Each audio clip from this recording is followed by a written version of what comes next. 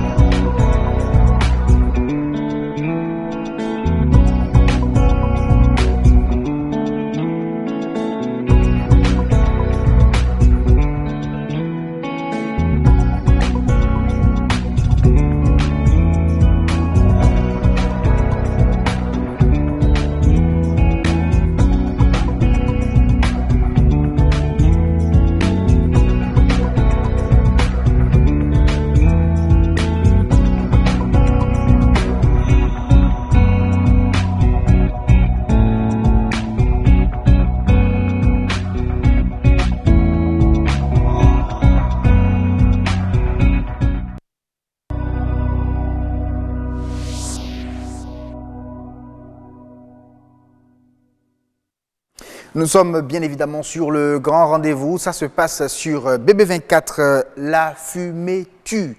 Ça c'est vrai et on s'en est rendu davantage compte lors de la célébration de la journée de l'environnement. Les dégâts sur l'homme se remarquent en premier déjà sur le cœur. Et alors ceci nous amène à parler ce soir sur nature et bien-être des risques cardiovasculaires liés bien sûr à l'inhalation de la fumée. De plus en plus, la société se digitalise. Même l'histoire des peuples se partage mieux avec le numérique. Pas d'histoire sans archives. Les archives passent progressivement de leur format physique au virtuel. Autant savoir fait savoir ce soir les techniques d'archivage à l'ère d'éthique. Alors même enfant, il peut participer au développement de son pays. Que faire de façon précise chez téléspectateurs? On profite des préparatifs de la journée mondiale de lutte contre le travail des enfants. Ça se passe demain, 12 juin, pour vous présenter une initiative qui se veut un canal d'expression des enfants du Bénin en faveur de leur communauté. On parlera de tout ça et puis sur Beauté au pluriel, il sera question de parler des foulards qui aujourd'hui prennent progressivement le pas sur les coiffures qu'on connaît de façon habituelle. Mesdames et messieurs, sur Beauté au pluriel, on parlera des différents types de foulards qui existaient. N'oubliez surtout pas qu'à 19h45 exactement, on va retrouver Estelle Espérance Aurore Pazou pour le journal. Bonsoir Estelle. Bonsoir à vous, Asiom Simplice Gaba. Alors, un plaisir de vous retrouver ce soir sur le grand rendez-vous. Il y aura quoi au menu de 19h45? Mesdames, Messieurs, bonsoir. Dans le journal ce soir, on ira à la découverte du livre « Les savoirs endogènes, pistes pour une recherche ». C'est une œuvre du professeur Paulin Routondi et de plusieurs enseignants-chercheurs qui conservent les richesses de la culture africaine. Placide Kojo est aussi un auteur littéraire. Il s'intéresse quant à lui à la langue française qui est en perte de vitesse. Il nous parle de son livre « Le bréviaire de l'expression écrite et orale ». Et puis, que mangeons-nous sans le savoir? Un produit de consommation sur 5 contient des métaux toxiques pour la santé. Quels sont ces métaux et leurs dangers? On en parle bien évidemment à 19h45. Alors, donc, chers téléspectateurs, soyez au rendez-vous vraiment à 19h45 pour savoir ce que vous mangez. C'est ça, hein, Estelle Pazou? Exactement. Allez, dans moins de 40 minutes, donc, là, on continue, on ouvre les plateaux, on commence par l'expert.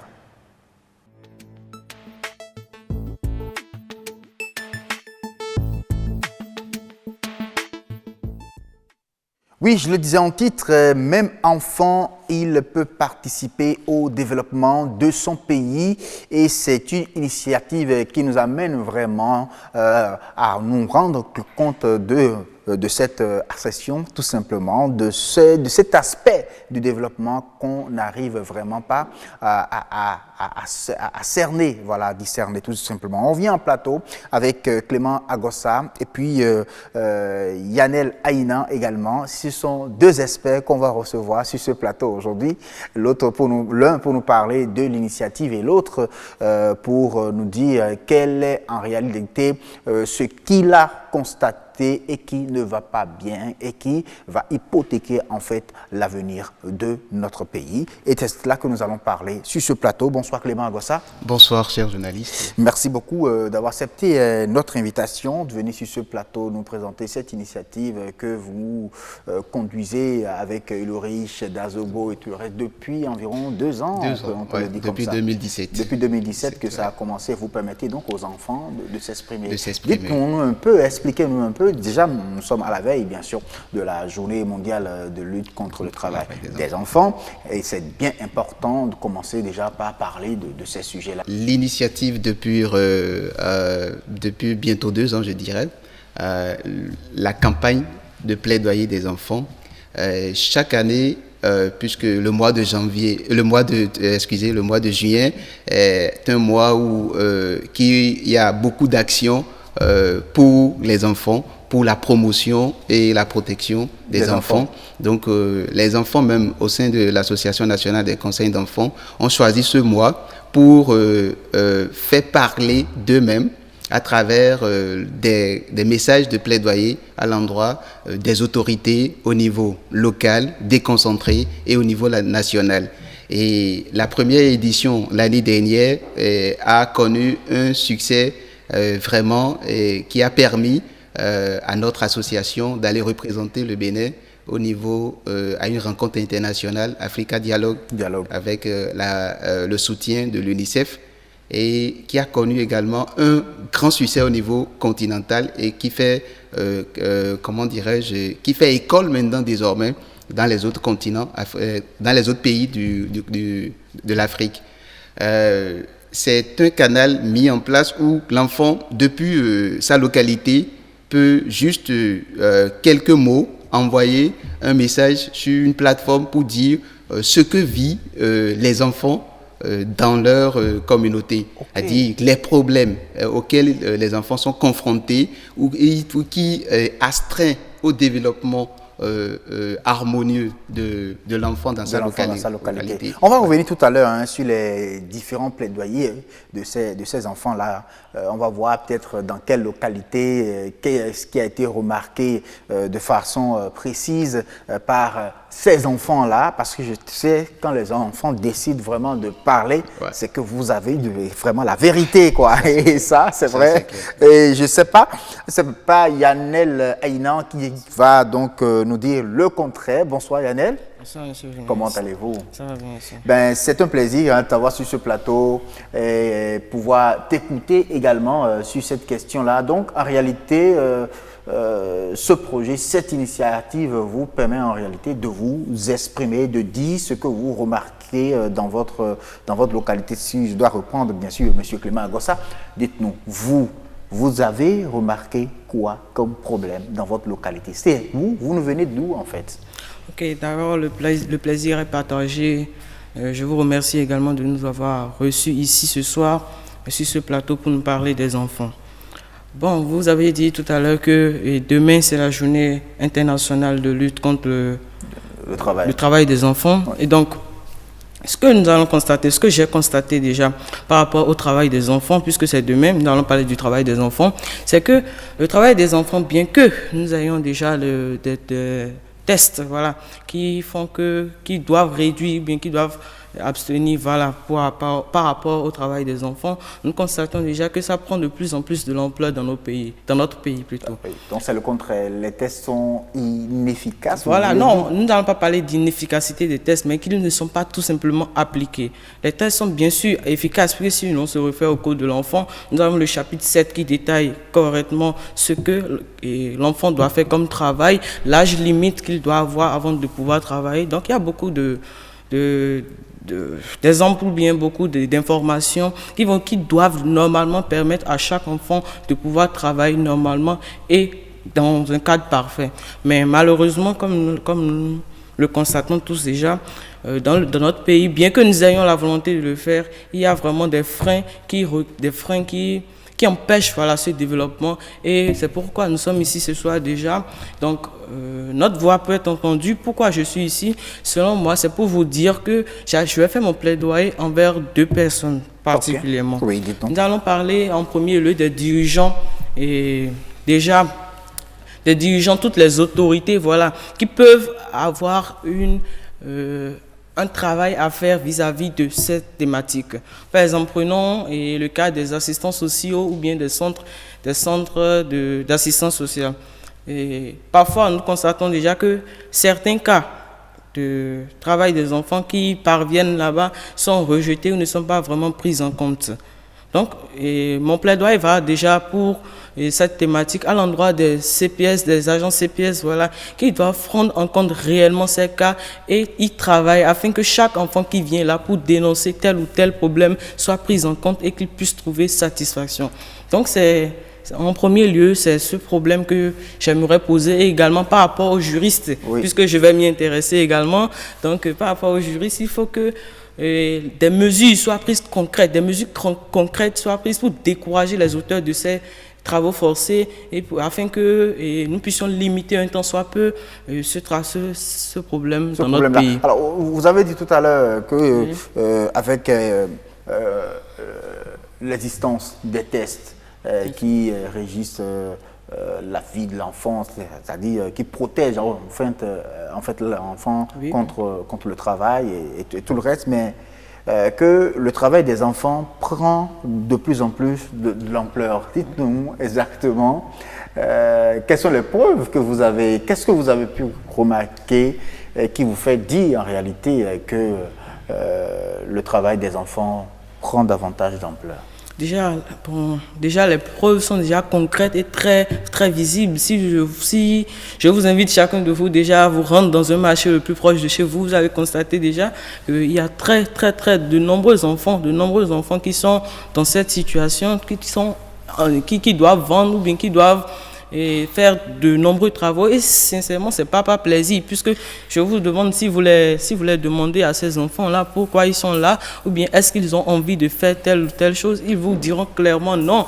Ou soit ils hésiteront, puisqu'ils auront peur certainement, mais généralement ils vont vous dire non, mais c'est parce qu'ils n'ont pas le choix, parce qu'ils doivent satisfaire un désir de leurs parents ou doivent travailler pour rembourser certaines de leurs éventuelles dettes ou bien des dettes de leurs parents. Donc ce n'est pas déjà, quand on voit déjà dans ces marchés, ce n'est pas intentionnellement qu'ils sont soumis à ces travaux. Donc c'est parce qu'ils doivent le faire, ils sont forcés pour cela. Donc déjà c'est une preuve déjà de l'existence de ce fléau. Également quand nous référons chez nous allons vers les coiffeurs, les autres métiers de main, voilà, des artisans. Nous allons voir déjà que beaucoup d'enfants de moins de 14 ans, déjà de 10 ans à 8 ans, ils sont confrontés, déjà beaucoup d'enfants sont soumis à ces travaux-là, bien qu'ils le veuillent, même peut-être que déjà dans la réalisation de ces travaux, ils sont vraiment frappés, vraiment bafoués pour quelques petites erreurs qui relèvent de leur enfance ou bien de leur âge déjà,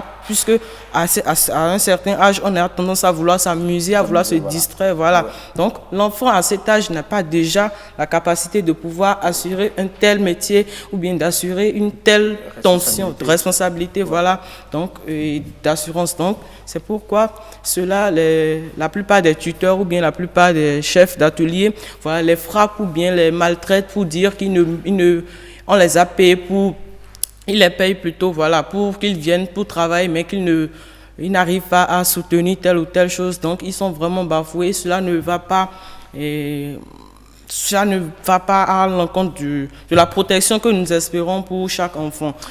Merci beaucoup à vous, Yannel. On a compris votre plaidoyer. En réalité, ce vers qui ce plaidoyer est adressé, on le sait également, c'est à l'endroit de tout le monde en réalité. Alors Clément, dites-nous en fait, cette initiative-là, quel est l'objectif final en réalité? L'objectif final de cette initiative est d'attirer l'attention des autorités sur les enfants.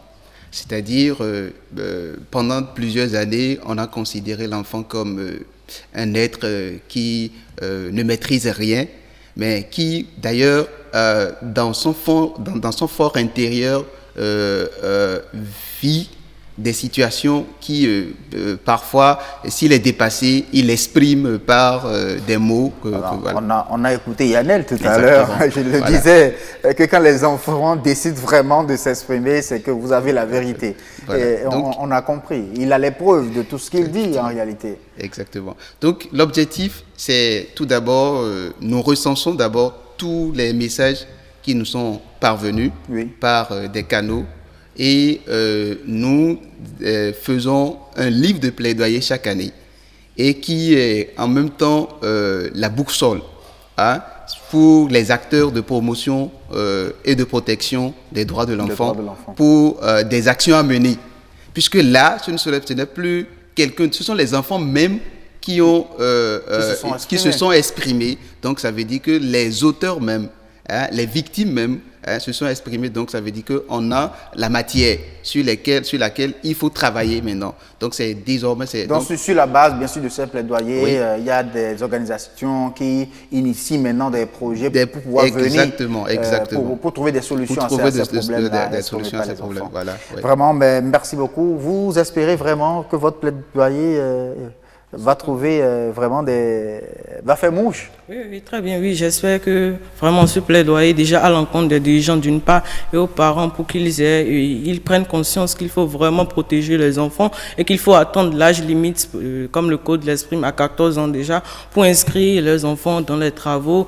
Et également, j'aimerais que par rapport à la plateforme vis-à-vis des lettres qui nous sont envoyées, des lettres de plaidoyer qui recensent les problèmes que chaque enfant vit dans sa localité, que les dirigeants de notre pays, notamment le ministère des Affaires sociales, puissent prendre en compte ces plaidoyers qui viennent, puissent prendre en compte et cette plateforme afin qu'ils puissent répondre convenablement aux problèmes qui se posent au niveau de chaque communauté. Merci beaucoup Yannel.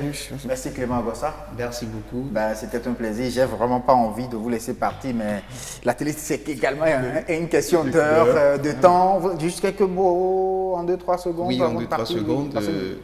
C'est comment dirais-je, motiver les enfants à répondre favorablement à cette campagne et afin que le livre qui sortira le 16 juin prochain puisse retracer toutes les humeurs des enfants, toutes les préoccupations des enfants. Voilà. Donc, mais merci à vous Clément Agossa, à très bientôt. Et bien des choses à Ulrich Dazobo, certainement qui nous suit quelque part. Oui, vraiment merci beaucoup pour cette initiative. On va continuer avec vous, chers téléspectateurs. Le grand rendez-vous, la suite, ce sera quoi déjà? Jennifer, dites-nous. Oui, là, Jasmine, elle fait comme ça. Ça veut dire qu'elle est prête.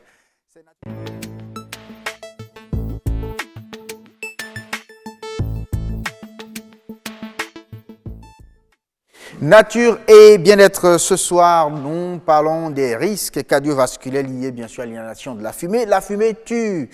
Ah oui, ça tue vraiment. Il paraît que le cœur est un indicateur privilégié des dégâts de la fumée sur l'organisme humain. Tous les détails vous seront donnés dans un instant. On suit d'abord le reportage. La pollution atmosphérique, une menace pour la santé de l'environnement et de l'écosystème. En République du Bénin, c'est une réalité qui se vit au quotidien dans les grandes villes du pays.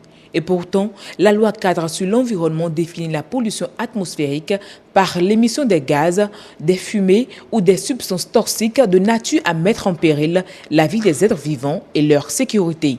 Selon une étude réalisée conjointement par la Banque mondiale et le gouvernement béninois, l'utilisation des vieux véhicules véhicules de plus de 10 ans d'âge sont responsables de la pollution atmosphérique. Une pollution qui proviendrait en grande partie de l'échappement des gaz de ces véhicules, composés du monoxyde de carbone, du monoxyde et du dioxyde d'azote et des particules cancérogènes. Les effets du gaz d'échappement n'affectent pas que la santé humaine, mais ils tuent plus facilement la nature, créant ainsi la destruction de l'écosystème et de l'environnement marqué par la pollution avérée des eaux de surface, des sols, de l'air et la couche d'ozone. Pour réglementer un tant soit peu la pollution du gaz d'échappement au Bénin, le gouvernement béninois ne cesse de mener des actions dans ce sens. Parmi elles, nous avons l'imposition des motos à 4 temps et l'élimination des motos à 2 temps d'utilisation aux usagers, la suppression progressive de la vente de l'essence de contrebande, communément appelée Kpayo. Toutefois, pour être à l'abri des dégâts sanitaires de la pollution atmosphérique, il est recommandé, entre autres, d'éviter de manger dans les endroits malsains, de s'assurer que le repas est préparé dans des conditions écologiques. Il est aussi conseillé de protéger sa respiration avec des cache-nez si possible pour éviter d'inhaler la fumée des gaz d'échappement dans la ville. Autant de gestes simples mais bénéfiques à la santé humaine et surtout éco-citoyens. Ah oui, c'est un commentaire sur image de Yasmine Damata qu'on retrouve en plateau avec le docteur Martin Khouenassi, il est cardiologue. Bonsoir, docteur. Bonsoir, monsieur. Merci d'avoir accepté notre invitation. Bonsoir, Yasmine Damata. Assoum Gaba, bonsoir. Nature et bien-être ce soir, on parlera des risques cardiovasculaires, on parlera surtout du cœur lié à l'inhalation de la fumée. Naturellement bien, on va parler de la fumée et de ses dégâts sur le cœur. Sur le cœur. Docteur Khouenassi, bonsoir, mes téléspectateurs, bonsoir. Dites-nous déjà, c'est quoi le cœur? C'est le cœur et la fumée, le lien. Bonsoir madame, bonsoir aux téléspectateurs. Il y a un lien direct entre les fumées et le cœur et malheureusement ce n'est pas un lien bénéfique, c'est un lien destructeur. Et c'est pour cela que j'ai été heureux d'être invité pour parler de ça avec vous, afin que les téléspectateurs soient bien informés. Oui. Vous savez que le cœur est chargé de faire circuler le sang dans notre organisme et de participer au recyclage du sang pollué par les déchets du fonctionnement de nos organes. Oui. Donc, on va beaucoup parler du bloc cœur et poumon parce qu'ils fonctionnent ensemble, notamment en ce qui concerne les fumées. Alors, par rapport aux fumées, il y a différents types de fumées, comme vous savez. Hein. Oui. Il y a les fumées, on va dire, issues de nos fonctionnements domestiques. Nous faisons de la cuisine avec du bois de chauffe, du charbon de bois. Ça dégage des fumées, comme tout le monde le sait.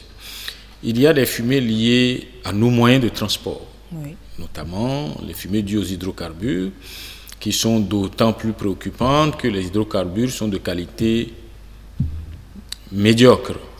Et ça, nous connaissons, nous avons l'expérience ici. Et puis, il y a quand même la fumée de cigarette. Il y a différents types de fumée, ce n'est pas exclusif, mais globalement, ce qu'il y a dans la fumée, ça dépend de ce qui brûle.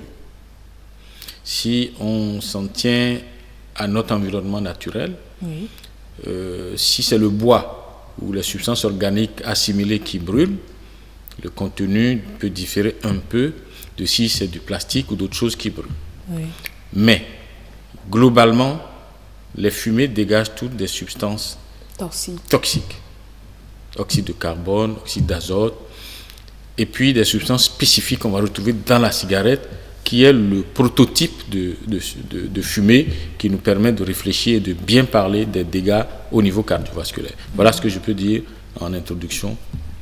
Maintenant, quand est-ce que cela devient un danger? Est-ce que la première fois qu'on inhale cette fumée ou au fur et à mesure qu'on inhale ces fumées ou différents types de fumées ensemble? Bien, pour qu'on comprenne bien, on va prendre le modèle de la cigarette. Lorsque quelqu'un fume une cigarette, ça fait monter sa pression artérielle. C'est très clair, c'est démontré, et nous le vivons souvent à l'hôpital.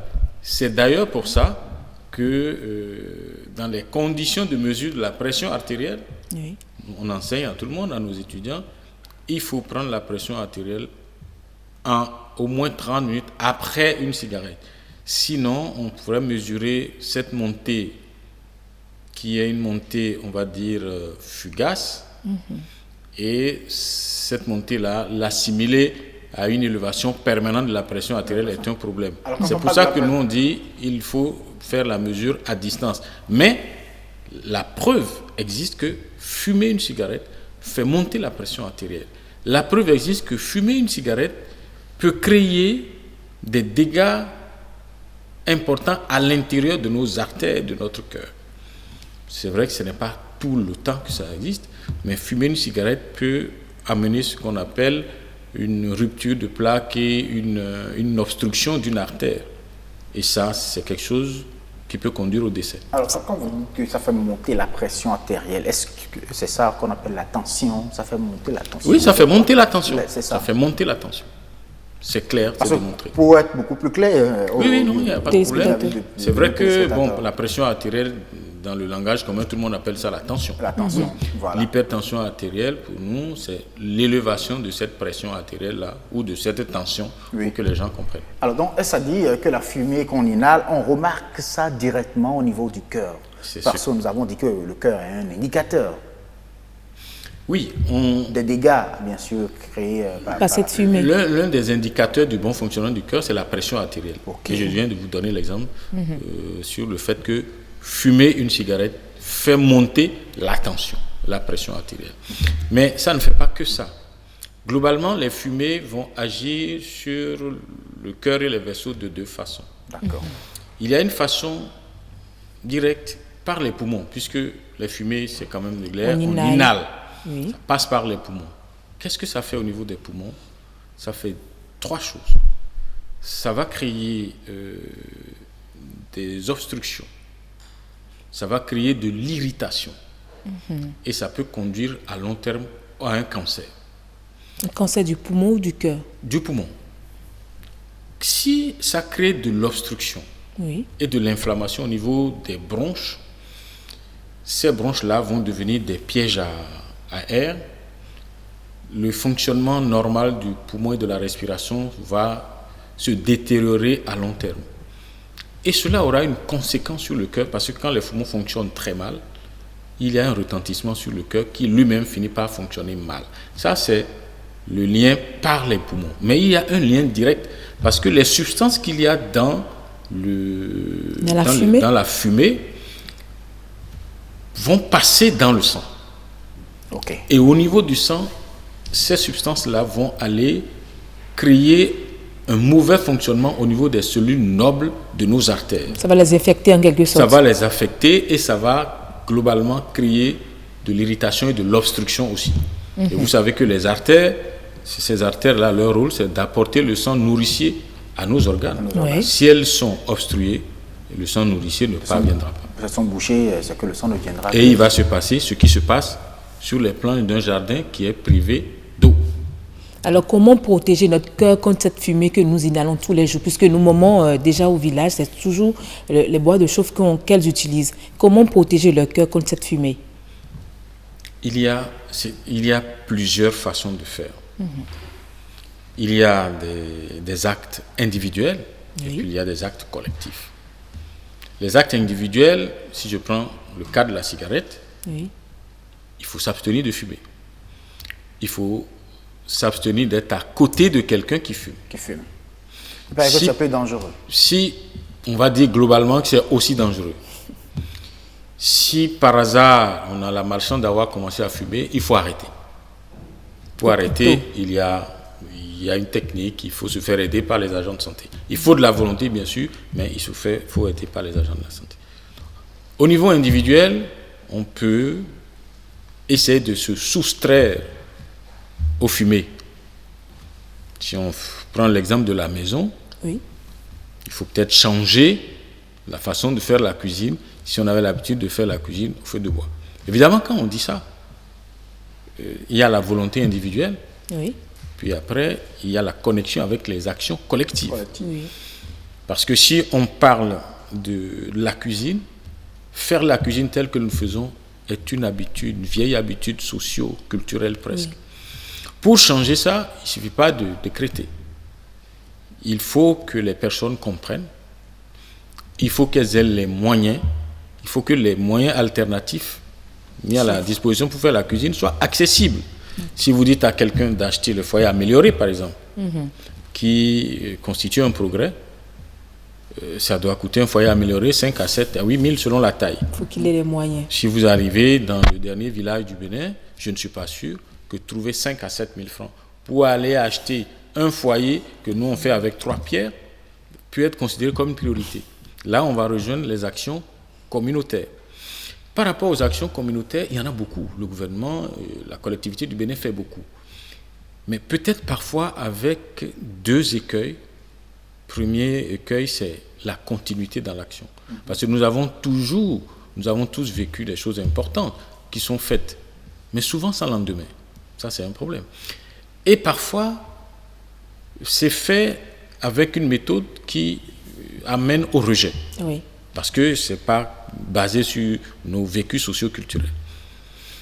Globalement, donc, collectivement, il faut que la communauté ait des comportements, on va dire, éco-citoyenneté. Oui. Et que nous-mêmes, individus, nous rentrons dans la mentalité de l'éco-citoyenneté. Assou Moukaba, vous avez compris, amis téléspectateurs, la fumée est nue à notre cœur et donc il faut prendre des mesures pour préserver notre cœur, faire des gestes individuels et des gestes collectifs pour accompagner notre bonne santé. Merci beaucoup à vous, Yasmine Damata, de Faye Fulgensia, puisqu'elle vient dans un instant, elle, avec son invité. Merci également à vous, Dr. Benassi. À très très bientôt. Merci. Allez, le grand rendez-vous va continuer avec vous, chers téléspectateurs. Et là, on va dans le salon de Fulgensia à présent pour renouveler les foulards. Il y en a de différentes sortes, mais comment les porter ces foulards-là? Ils jouent en fait quel rôle de façon précise? C'est sur Beauté au pluriel.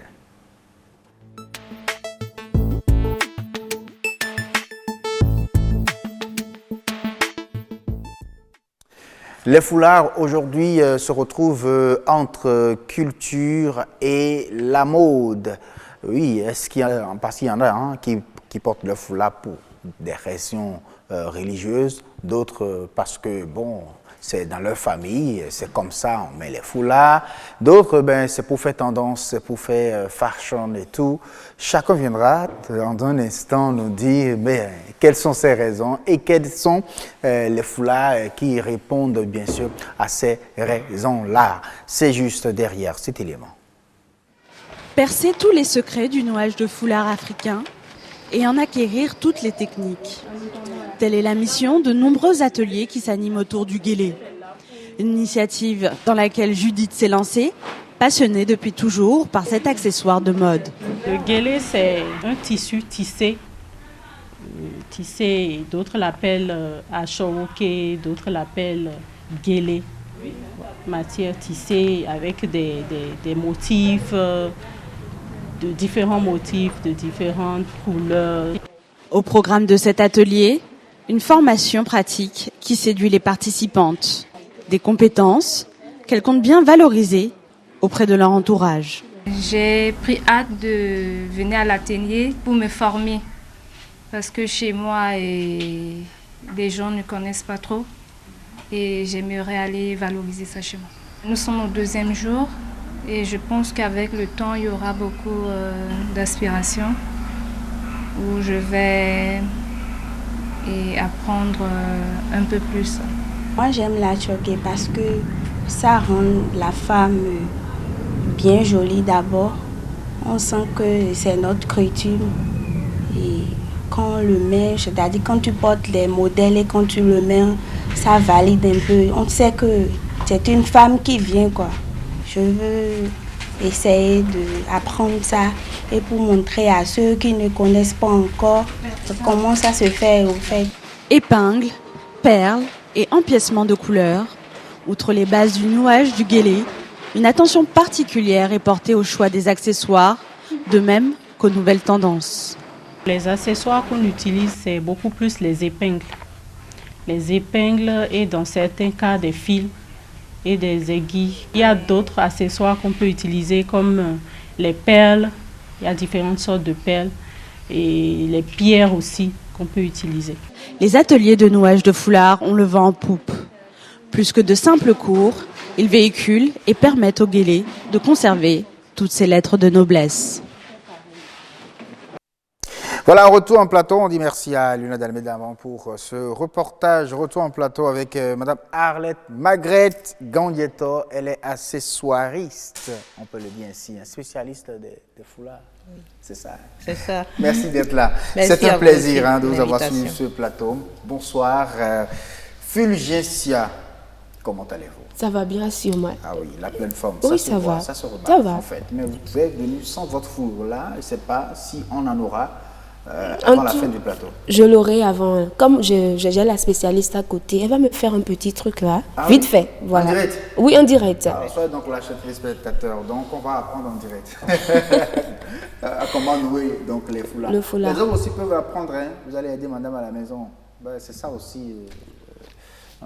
On est galant, nous, vous comprenez. C'est vrai, c'est vrai. On va apprendre ça pour vous aider à la maison. Eh bien, aujourd'hui, vous l'avez dit, on va parler de foulard. Et le foulard est aujourd'hui un accessoire de mode, utilisé dans presque toutes les cultures. Mais aujourd'hui, le foulard est devenu un effet de mode. On le met juste parce que, bon, il faut le mettre, parce qu'on a dit exiger. On exige maintenant les foulards pour les occasions. Ah oui, hein? Ah oui. Foulard vous en savez exigé. Quelque chose? Foulard exigé. Oui. Ah, je n'en ai pas encore. Parlez-moi-en. Alors, Madame Arlette, beaucoup de femmes aujourd'hui utilisent le foulard comme un accessoire pour faire valoriser leur identité. Exactement. Merci beaucoup, Madame Fulgencia. Et aujourd'hui, le foulard est un accessoire de mode. Il y a très longtemps utilisé comme un accessoire pour couvrir la tête ou bien dans une culture donnée. Mais ce fut un temps, l'accessoire est devenu un apport pour la mode en fait. Parce que chaque femme veut être belle. Donc avec un foulard, c'est vite fait. Et puis on est jolie. Ah oui, on est jolie, oui. Comme notre quatrième sur le plateau. Notre quatrième sur le plateau, c'est bien joli ça. Alors les foulards sont pour de grandes occasions, hein? Oui, pour de grandes occasions, comme les dots, les mariages, les anniversaires, et puis aussi pour les communions. Oui, pour les photoshoots. Si vous, par exemple, vous avez... Les shootings photos. Voilà. Vous avez un anniversaire à célébrer pour mémoriser le jour-là. Vous faites des foulards avec un habillement assorti. Sinon, en temps, c'était les autres foulards, là. Les fichis. Oui. Ah, que nos mémés, c'est vrai. Oui, ça. Là, elle mettait ça, il y a fichi, il y a tabla, c'est ça. Mais c'était ça, elle mettait, et puis bon, on nouait ça derrière. Aujourd'hui, c'est révolutionnaire. C'est révolu, hein. Oui, et puis on a beaucoup de types de manières de nouer, le foulard. Okay. Et même aujourd'hui, il faut le dire, il y a des foulards même qu'on peut positionner déjà, comme ce que nous avons sur notre mannequin. Vous l'avez déjà, vous mettez ça à la maison et lorsqu'on a dit, il y a fait seulement là, à gauche, vous posez ça sur la tête. C'est un chapeau, je vois. C'est vite fait. Donc toutes les femmes ne savaient même pas faire foulard. Je ne savais pas, toutes ne savaient pas nouer les foulards. Ah oui. Donc il y a des foulards prêts à porter. Sur la tête, en même temps. Prêt à porter. Oui. Mais il faut dire que c'est aussi une manière de faire des économies pour les dames, hein, pour celles qui ne veulent pas tout le temps se rendre chez la coiffeuse. Exactement. Si j'ai un événement, on me dit que bon, vous avez 1 heure de temps devant vous. 1 heure de temps ne suffit pas pour une coiffeuse. Alors là, votre foulard est là, vous le prenez, vous allez chez une dame à côté. Bon, exemple comme moi, quoi. Oui. Ou bien soit vous-même, vous pouvez le faire aussi sur votre tête. Là ça, il faut apprendre. Il faut apprendre et avoir aussi le coup d'œil. Le coup d'œil. Oui. Parce que ça là maintenant, vous voyez ce que vous avez mis vous-même, c'est un peu classique. Il faut apprendre pour pouvoir le faire parce que nouer, mélanger le was et le canvor, je pense qu'il faut avoir vraiment c'est tout un art, la créativité pour pouvoir réussir ça. C'est ça, je trouve ça très joli. Merci beaucoup. Je le dis avec la permission de qui de droit. Ah oui. Alors le foulard, faut-il mettre le foulard sur n'importe quel type de tenue ou il faut savoir, il y a des règles bien précises. Non, le foulard peut aller sur tout type de vêtements, sur pantalons et chemises, sur ce que j'ai porté, par exemple, sur des robes, sur des bombas, pourvu que le foulard soit assorti avec votre habillement. ou bien votre make-up, votre maquillage. Puisqu'on le voit déjà sur vous-même, mais vous avez su agencer les couleurs et tout. Exactement. Donc, jean, chemise, on peut faire foulard. Surtout, ça dépend de la forme qui va avec chaque. Sinon, ça va sur tout type de vêtements. Tout type de vêtements. Oui. C'est plus forcément les paraboliques comme non, on a non, là. non. Alors, le type de foulard que vous avez noué, on peut mettre ça sur jean, chemise, les femmes? Exactement, monsieur. Exactement. Ah ouais. On peut mettre ça sur un pantalon, une robe, et une robe de soirée, comme une robe de journée. Et puis des pantalons aussi. Ça peut être en tissu ou un jean. Ah ouais, ben. Alors, mais moi, je voudrais bien savoir quelles sont les tendances en matière d'attaché de foulard aujourd'hui. Les tendances en matière d'attaché de foulard aussi. Aujourd'hui, il y a ce que j'ai fait sur ma tête, le twist guéri. On appelle ça comment? Le twist guéri. Twist guéri. Ah, parce qu'on on a tout twist. Le comme genre, bon, chez nous on dit un torsadé, on a fait un torsadé. Il y a le butterfly wing guélé. Quand on fait ça, quand on voit la personne derrière, le guélé donne comme les ailes de papillon, une forme d'aile de papillon. Il y a le blidal guélé, c'est pour les mariés. C'est pour les mariés.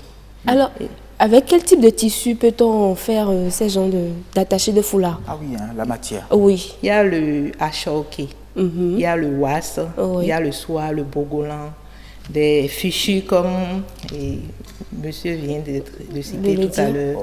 Et puis il y a aussi les ségots, comme ce genre de... Ce qu'on a sur le plateau. Oui. C'est ce qu'il y a sur le manuel, c'est ségo. Oui. Ah, je pensais que c'est guéré.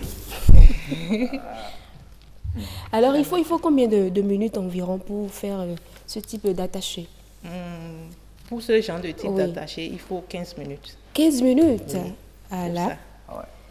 Vous n'avez que 2 minutes, hein, mais depuis je n'ai pas encore votre foulard. Non, je vais faire ça. Vous avez quelque chose là? Oui. Ah voilà, vous pouvez vous avancer. D'accord. Je vais le faire. Je vais repartir avec un foulard sur la tête. Un foulard sur la tête? Oui. Ah d'accord, j'attends de voir. J'attends de voir ce que ça va donner. Ok. Yes. Donc ça commence par dire. Oui, toujours. Le foulard, c'est rose guélé.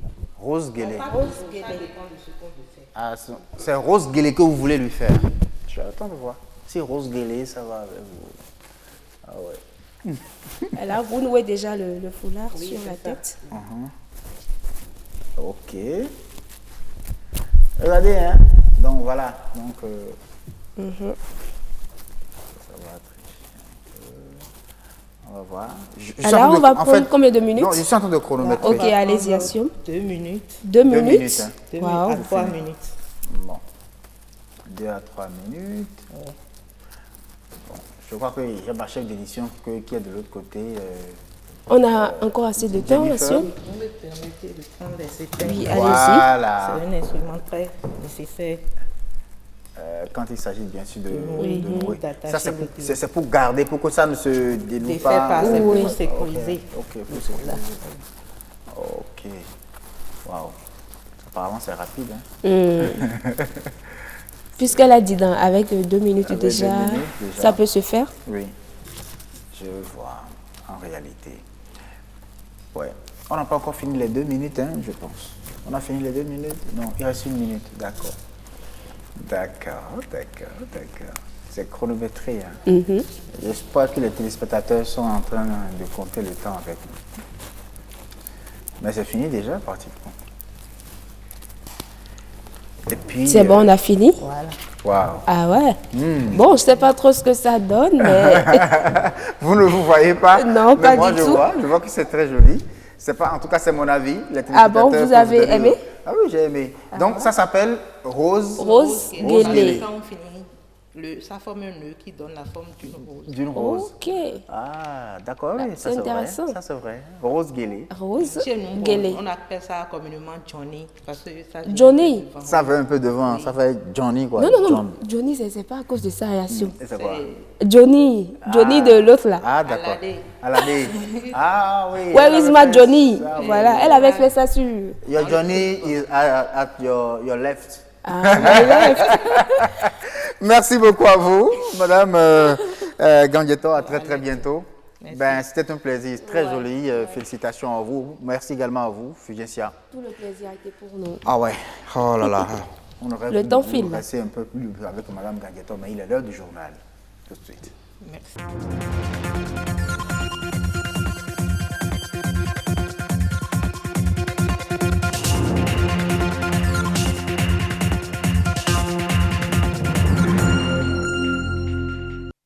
Bonsoir à tous et bienvenue dans cette édition du journal. Les connaissances autochtones et endogènes réunies dans un document, l'œuvre porte la signature d'un collectif d'enseignants et du professeur Paulin Routondi, a découvert dans ce journal les savoirs endogènes, pistes pour une recherche. Soigner le français, cette langue de communication pour rendre les messages clairs, concis et précis, c'est l'objectif du bréviaire de l'expression écrite et orale. Placide Kodjo, son auteur, nous en parle. Et puis, les métaux toxiques se retrouvent à notre insu dans notre alimentation. Un produit de consommation sur 5 en contient. Les métaux les plus nocifs et leur effet sur la santé, c'est à suivre dans ce journal.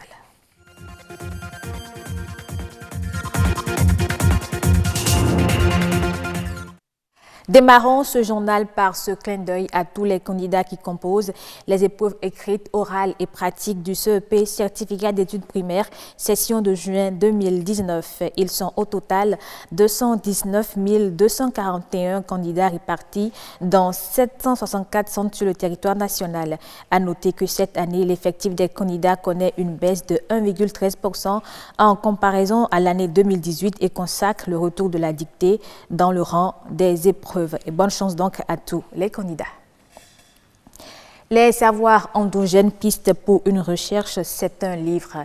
Il est un condensé de savoirs autochtones co-examiné par plus d'une douzaine d'enseignants-chercheurs sous la supervision du professeur Paulin Routondi. Le document, qui a sa 2e édition, atteste par ailleurs de la richesse des cultures africaines. Il fait partie des livres au programme pour les élèves en classe de première. Allons à sa découverte avec Judith Tossa. Rédigé par un collectif d'écrivains, Les savoirs endogènes, pistes pour une recherche, est une œuvre littéraire qui révèle les trésors cachés de la culture béninoise. Dans une mauvaise traduction anglaise, on dirait les savoirs indigènes. Il ne s'agit pas d'indigènes, on dirait savoirs autochtones, savoirs locaux. Les savoirs endogènes nous permettent de sortir de l'enfermement et de nous ouvrir au monde. Et c'est pour cela qu'aujourd'hui, les Africains, les chercheurs africains doivent démontrer que la science n'est pas l'apanage de l'homme blanc, c'est tout simplement aussi une réalité africaine. Et il est démontré même que les plus grandes connaissances, les plus grands savoirs sont d'origine africaine. 345 pages coécrites par 14 écrivains béninois et français sous la direction du professeur Paulin Routondi. Une invite à une prise de conscience collective. L'ouvrage, édité pour la première fois en 1994, a connu un succès, d'où sa réédition. Le système éducatif béninois a voulu inscrire au programme des enseignements cet ouvrage. Et le collègue Routondi a pris le devant des choses pour une réédition parce que au Bénin, la première édition était déjà épuisée. Depuis quelques années, les savoirs endogènes, pistes pour une recherche, fait partie du lot des ouvrages au programme en classe de première. De la maternelle jusqu'à l'université, c'est les savoirs des autres qu'on lui met dans le crâne pour avoir un diplôme. Pour avoir un emploi, il faut apprendre ce qui vient des autres. Donc, qu'est-ce que ça laisse dans notre subconscient? Que ce qui vient de nos ancêtres n'a pas d'importance. Donc, j'estime qu'il faudrait qu'on ait de tels ouvrages, qu'on en ait de plus en plus, qu'il y en ait au moins la moitié dans nos programmes. L'Afrique a ses savoirs, l'Afrique a des connaissances qui peuvent être positivées pour avoir le caractère de connaissances scientifiques universelles. Comme certains ouvrages d'auteurs noirs, celui-ci démontre que l'Afrique a des richesses et un fort potentiel de développement. Déjà en anglais, la traduction dans plusieurs autres langues est en cours. Le bréviaire de l'expression écrite et orale, c'est aussi un livre, à la différence qu'il traite des questions liées au français.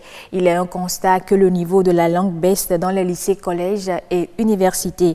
Et cette œuvre de Placide Kodjo vient comme une réponse au mal-être du français et propose une compréhension claire et précise des fondamentaux de la langue de Molière. L'auteur lui-même nous en parle au micro de César Attiadé et Iliad Bukovo. On vous dira que le français, ce n'est pas notre langue maternelle et qu'aucun peuple ne peut se développer à partir d'une langue étrangère. Ça, je suis tout à fait d'accord. Mais la réalité est qu'aujourd'hui, le français, c'est la langue de communication. Oui, c'est la seule langue, même ici à l'intérieur du pays, du nord au sud et de l'est à l'ouest, c'est la seule langue qui nous permet de communiquer aisément à l'intérieur du pays. Et même à travers tout l'espace francophone du monde entier. Lorsque nous disons aujourd'hui que les jeunes s'expriment mal, ça ne va pas. C'est vrai, ça n'honore personne. Non, ça n'honore personne. Le Dahomey, avant qu'il n'a que le CPE, ben lorsqu'il parle, c'est sans faute. Lorsqu'il écrit, c'est sans faute. Mais alors, lorsqu'on est allé d'un extrême à un autre, et qu'aujourd'hui, donc, ça ne va pas, il faut chercher à corriger la situation. La communication, c'est pour se faire comprendre. Vous voyez, lorsque le message, l'idée est là, mais lorsque vous n'arrivez pas à l'exprimer clairement, on ne peut pas comprendre ce que vous êtes en train de dire. Donc, nous devons soigner cette langue-là pour que nous fassions une très bonne communication. Alors, nous avons étudié la question et nous avons conclu qu'il s'agit d'une question de construction de phrases. Construction de phrases. Or, la construction de phrases se fait au cours primaire. C'est aussi, lorsqu'on dit une phrase à deux termes, c'est-à-dire sujet et verbe. Je mange, sujet, verbe. Deux termes, trois termes. Sujet, verbe, complément. Je mange du pain, etc. Alors, la question qui se pose, comme je l'ai dit, c'est la construction de phrases. Mais on ne peut pas aller directement à la phrase. Il faut d'abord voir, pour une efficacité là, il faut d'abord voir tout ce qu'on peut rencontrer dans une phrase. À savoir, le verbe. C'est quoi le verbe? Donc c'est un mot qui dit ce que font les personnes, les animaux ou les choses, ou alors qui permet de dire comment ils sont. Alors on a action, on a état. Nous avons ensuite le sujet du verbe. C'est quoi le sujet du verbe? C'est la personne, c'est l'animal ou la chose qui fait l'action. Donc c'est une question d'intérêt national. Donc c'est pour cela, c'est pour corriger la situation, n'est-ce pas, que nous avons donc fait paraître cet ouvrage, le bréviaire de l'expression écrite et orale. Pour que, n'est-ce pas, le Dahomey puisse donc retrouver la place qui était la sienne en matière d'expression écrite et orale. Un produit de consommation sur 5 contient aujourd'hui des substances de synthèse ou des métaux toxiques. Ces éléments se retrouvent de plus en plus dans les denrées alimentaires et beaucoup ignorent leur dangerosité sur l'organisme humain. Quels sont ces métaux les plus nocifs et leurs effets sur la santé? Réponse dans ce reportage de Monique Torrent et Amandine Anyambossou. Ils sont considérés comme des éléments naturels.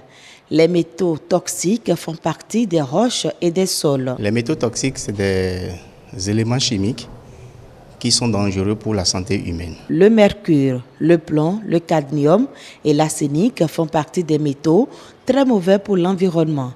Ils peuvent s'avérer même très toxiques pour les humains. Et l'individu qui est atteint par ces éléments peut manifester des troubles neurologiques, par exemple. Il peut y avoir des problèmes de stérilité dus à une contamination, à une forte contamination de ces éléments. Il peut y avoir des problèmes digestifs, il peut y avoir des problèmes de malformation par exemple. Ces métaux peuvent se retrouver naturellement dans les aliments ou du fait d'activités humaines. Les gaz d'échappement par exemple, les déchets, les odeurs que les usines dégagent dans l'environnement. Il y a aussi les déchets que les usines déversent dans l'eau. Par exemple, des huiles.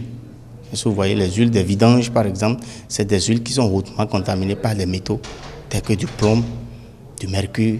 Mais on va verser ces eaux dans les eaux, dans des caniveaux. Quand il y a l'eau de ruissellement, ces eaux vont drainer ces huiles-là dans les rivières, dans les lacs, dans la mer.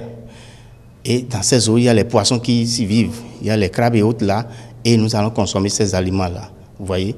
Il y a aussi la production que nous faisons. Par exemple, quand je veux faire du jus, par exemple, il y a des machines que j'utilise. Et ces machines sont faites à base de ferraille. Et donc, quand les produits vont passer, et ces éléments vont se dégrader dedans un peu. Et quand l'homme va consommer ces aliments-là, il peut être atteint par ces maladies-là.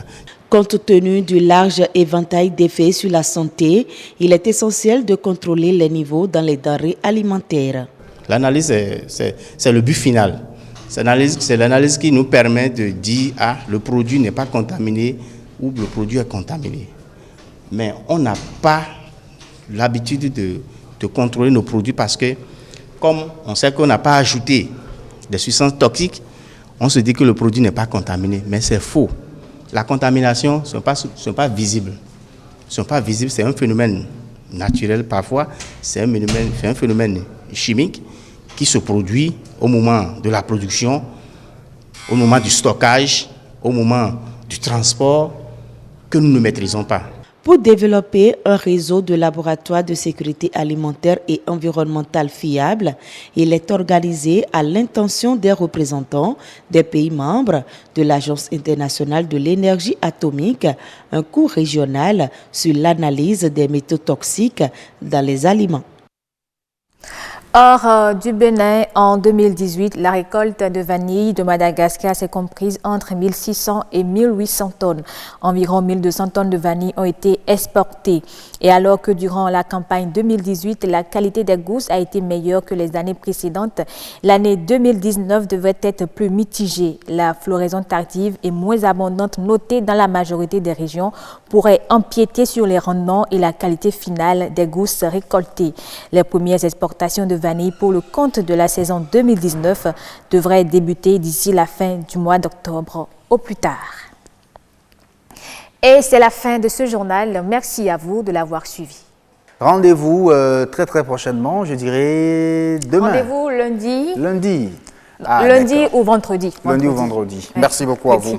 À très bientôt. Et donc, le grand rendez-vous va continuer avec les plateaux. Et le tout dernier de cette édition, c'est bien sûr Autant savoir.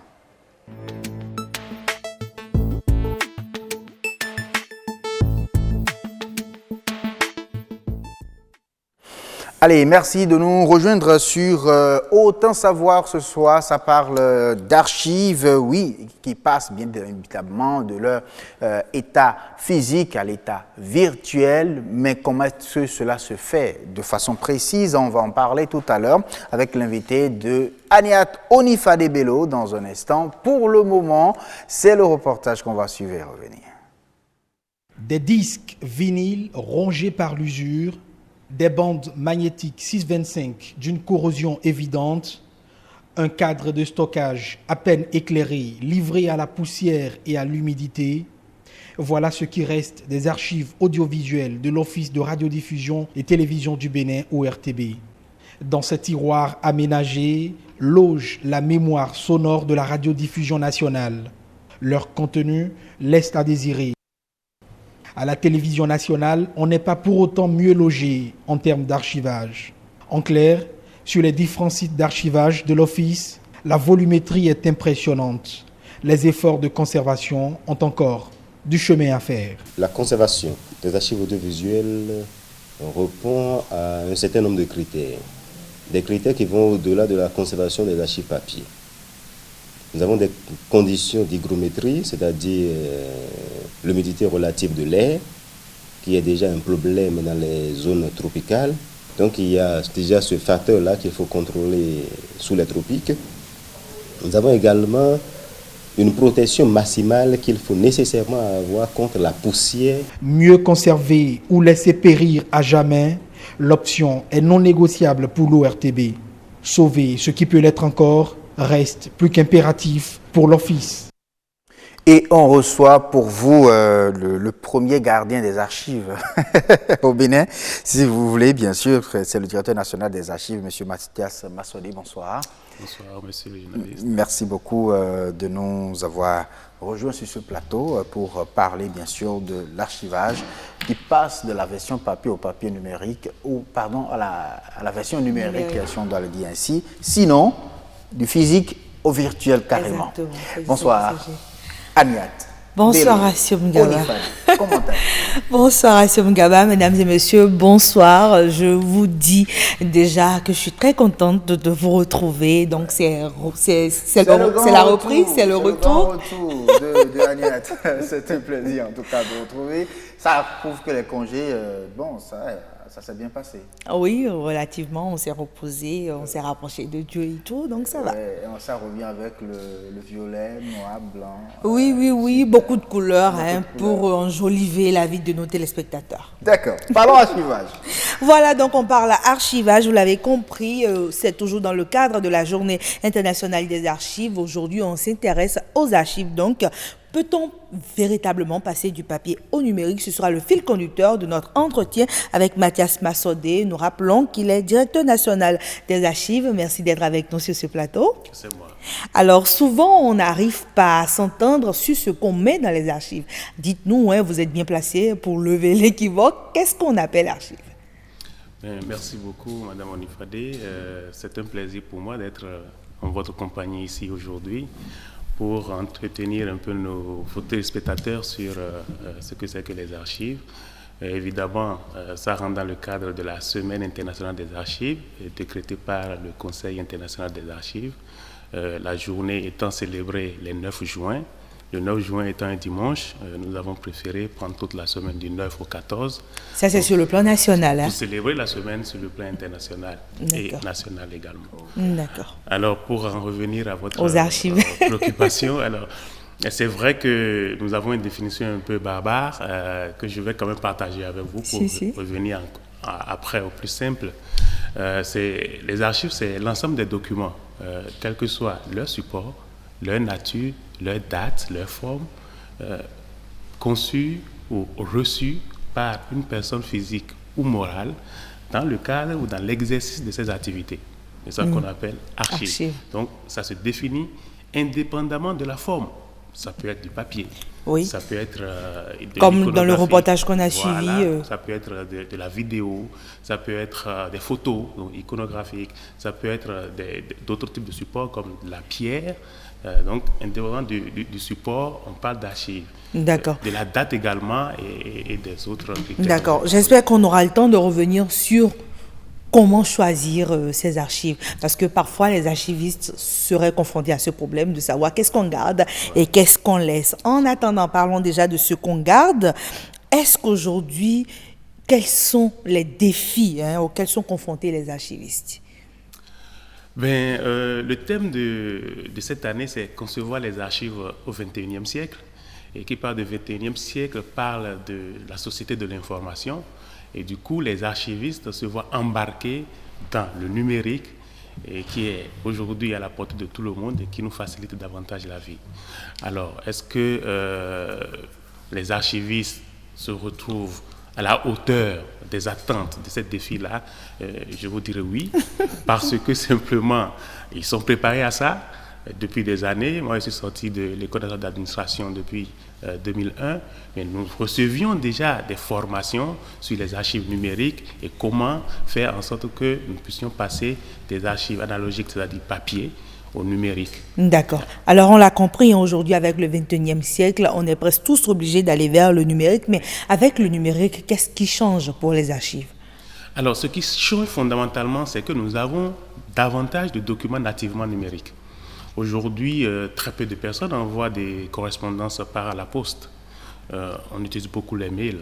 Oui. Les canaux digitaux, les médias sociaux sont venus envenimer la situation, pas envenimer, mais agrandir le cercle. Donc, nous échangeons beaucoup par ces canaux-là. Donc, l'archiviste est davantage confronté à la conservation, à la préservation de ce type de documents. Plutôt que des documents sous forme papier. Absolument. Alors, qu'en est-il de ceux qui étaient déjà papier et qu'on veut amener vers le numérique? Tout le monde veut y aller, mais on dit qu'il y a des contraintes. Est-ce qu'elles sont seulement financières ou elles sont aussi matérielles? Alors, pour passer de documents papier au numérique, les contraintes, elles sont de plusieurs ordres. D'abord, elles sont d'ordre organisationnel. Oui. Il faut savoir pour quelles raisons on veut passer du physique, du papier au numérique. Elles sont ensuite d'ordre humain, c'est-à-dire les ressources humaines qu'il faut, qui ont la compétence qu'il faut pour le faire, le travail. Technique techniques et matériels, donc le matériel de numérisation, le matériel de sauvegarde, de conservation, le matériel de diffusion, de communication également, avant qu'on ne passe à la dernière contrainte qui est la contrainte financière. Mais avant d'arriver là, il faut avoir résolu un certain nombre de problèmes. D'accord. À propos de ça, il y a une grande préoccupation qui est là aujourd'hui. On sait qu'à partir d'un certain âge, nos documents au niveau des mairies sont encore en papier. Et on sait tout ce qui se passe, tout ce qu'il y a comme risque aujourd'hui. Est-ce qu'un jour, on peut espérer voir ces papiers-là devenir numériques aujourd'hui? Mais je vous remercie d'avoir posé cette question. Vous savez, depuis 3 ans, nous avons commencé une certaine révolution dans la façon dont nous célébrons la Journée internationale des archives. Nous travaillons, nous faisons des appuis techniques aux communes. Nous passons dans les communes, lors de cette journée-là, nous partons avec des archivistes, nous traitons avec les gens sur place, des archives de l'état civil, dont l'État aujourd'hui ne nous permet pas d'être fiers de nos communes. Voilà. Donc, nous faisons cet appui technique-là, nous les aidons sur place à traiter, nous leur faisons des dons en matériel de traitement et nous formons dans le même temps le personnel à cela pour que lorsque nous ne serons plus là, ils puissent continuer à faire le travail. Nous sensibilisons également les autorités administratives communales pour le faire. Mais attention, il faut mettre à leur disposition des unités de numérisation. Et c'est à cela que nous travaillons maintenant pour pouvoir commencer ce travail de numérisation dans les communes. Nous serons lors de cette semaine-là dans la préfecture de Parakou, par exemple, pour leur apporter cet appui technique-là, pour les aider à sortir les archives de l'état civil, notamment les pièces d'identité et autres de cet état de léthargie que nous connaissons. D'accord, c'est sûr, il y a déjà des personnes qui ont eu à perdre leur état civil comme cela, faute d'intempéries et tout ce qu'on sait. Donc c'est sûr que quand on va vers la numérisation, on gagne, mais quel sort sera réservé au papier quand on ira tous vers le numérique? Alors, le numérique nous aide déjà à garder ce qu'il y a. Le numérique nous aide aussi à ne pas manipuler davantage ou plusieurs fois le document au risque de le détériorer. Mais pour en revenir un peu à votre question, quel avantage ça procure? C'est que ça permet à tout le monde, aux structures qui détiennent ces documents d'archives-là, de pouvoir les sauvegarder pendant longtemps. D'accord. C'est ce que je remarque en fait en matière d'archivage, quand on parle de papier au numérique. Le document aujourd'hui est d'abord numérique. On ramène ça papier. Au papier. Maintenant, on a des problèmes, des difficultés à le ramener ça au numérique. Oui, c'est ça en fait, en fait le paradoxe. Un peu à notre modèle de fonctionnement dans l'administration. Notre modèle de fonctionnement veut que nous puissions travailler de façon analogique, de façon physique. Le parapheur passe des personnes qui doivent apposer leur signature jusqu'à la fin. Donc on est obligé de prendre le document pour le numériser. C'est pourquoi le gouvernement a dit non. Moi je passe à l'administration intelligente. C'est pourquoi on parle du projet Phare Smart Gouv qui permet aujourd'hui de mettre en place des unités, des programmes de travail de sorte que les agents puissent travailler directement dans le numérique. Les signatures vont s'apposer directement de façon numérique et les documents seront transmis directement. Donc ce travail se fait aujourd'hui avec l'ASI, l'agent des systèmes d'information, des services des systèmes d'information, pour que cela soit maintenant généralisé dans tout le pays. D'accord. Mais en attendant, c'est certes une bonne nouvelle quand on dit on va au numérique, il n'y a pas d'avancement et de changement sans limite. Pour vous, quelles sont les limites de la numérisation? Oui, la plupart du temps, ceux qui disent non, il faut passer au numérique, ont tendance à croire qu'en passant au numérique, c'est qu'on va soit détruire les documents analogiques, les documents papier qui existent. Il faut faire très attention. Ceux qui nous ont devancés en la matière dans les pays développés n'ont pas pour autant détruire les documents papier bien qu'ils sont passés au numérique. Donc nous devons faire attention. Nous gardons les documents papier ou analogiques à notre disposition bien qu'en passant au numérique. C'est pourquoi je disais tout à l'heure, il faut savoir pourquoi est-ce qu'on veut numériser. Nous numérisons pour ne pas manipuler davantage, pour faciliter l'accès. Les gens qui sont très loin de nous peuvent accéder à nos documents. Plus besoin de se déplacer forcément. Plus besoin de se déplacer pour y accéder. D'accord. Merci à vous. Nous rappelons que vous êtes le directeur national des archives. Mathias Massoudé avec vous. On a parlé des archives, du papier au numérique. Il n'y a qu'un pas, mais ce pas, il est très long. C'est ce qu'on a constaté sur ce plateau à Sumgaba. Ah oui, il faut pratiquement même sauter, si vous voulez. On y arrivera. On y arrivera, c'est sûr. Merci à vous, Agnette Bello. Merci également à vous, monsieur le directeur. À très, très bientôt. Le grand rendez-vous, c'est pratiquement la fin. Oui, Autant Savoir terminé. Oui, Autant Savoir terminé. On va retrouver Autant Savoir demain. Demain encore. Demain. Je suis avec vous, mesdames et messieurs. On prend le rendez-vous. On prend le rendez-vous donc demain, 19h, toujours sur le grand rendez-vous. La météo, avant de partir.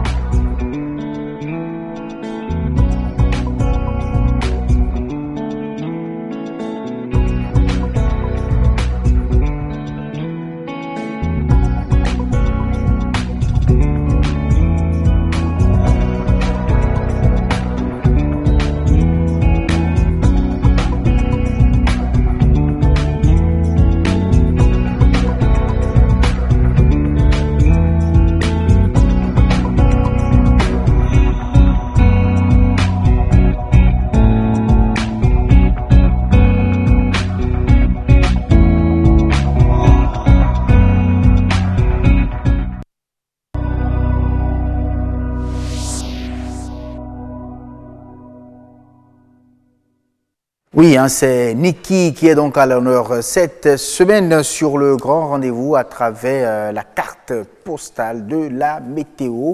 On se retrouve, mesdames et messieurs, demain à 19h00 pour une autre édition du grand rendez-vous. Portez-vous bien et que la soirée soit tout à fait belle, que la beauté de la soirée continue chez vous, j'allais dire, tout à l'heure à 21h à travers le forum du jour, toujours sur BB24. Ciao.